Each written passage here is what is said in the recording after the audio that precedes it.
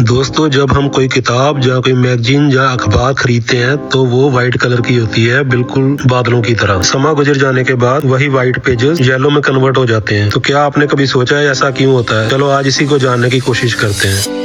दोस्तों, ये बात तो आप सब जानते हैं, जो पेपर होता है वो पौधों से बनता है। इन पौधों के तनों को पहले अच्छी तरह फैक्ट्री में इसको गलाया जाता है, जिसको पल्प बोलते हैं। वो केमिकल की हेल्प से होता है। ये जो पल्प है इसमें ज्यादातर मात्रा सेलुलोज की होती है और सेलुलोज के साथ लिग्निन होता है। सेलुलोज एक टाइप का फाइबर होता है जो ग्लूकोज यूनिट का बना होता है, और जो सेलुलोज के जो फाइबर होते हैं उनको आपस में जोड़ के रखने का काम लिग्निन करता है। सो जो पल्प बनता है उसमें सेलुलोज और लिग्निन भरपूर मात्रा में मौजूद होते हैं। जब ये पेपर्स की शीट धीरे धीरे हवा के संपर्क में आती है तो जो ये लिग्निन होता है ये हवा के साथ रिएक्शन करता है, जिसको ऑक्सीडेशन बोलते हैं। ऑक्सीडेशन किसी भी केमिकल का हवा में रलने का प्रोसेस होता है। कोई भी केमिकल हो, जैसे आयरन को जब हवा में रखते हैं तो हवा और पानी दोनों की वजह से उसका जो जंगाल लगता है, जिसको हम बोलते हैं, वो उसका ऑक्सीडेशन प्रोसेस होता है। ऐसे ही आप अगर सेब को काट के हवा में छोड़ देते हैं तो वो भी धीरे धीरे उसका कलर येलो हो जाता है। वो उसका जो आयरन होता है सेब में, उसकी ऑक्सीडेशन होती है। तो ऐसे ही जब लिग्निन हवा के साथ रिएक्ट करता है तो ये एक क्रोमोफोर्स नाम का केमिकल बनाता है। ये जो क्रोमोफोर्स होता है इसकी एक एबिलिटी होती है, ये कुछ लाइट्स जो इसके ऊपर पड़ती हैं, जो सूरज की किरणें पड़ती हैं,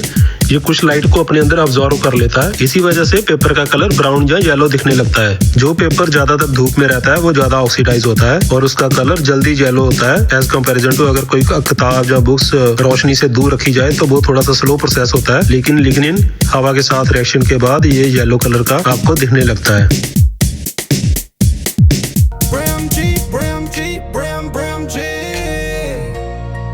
Take care, guys.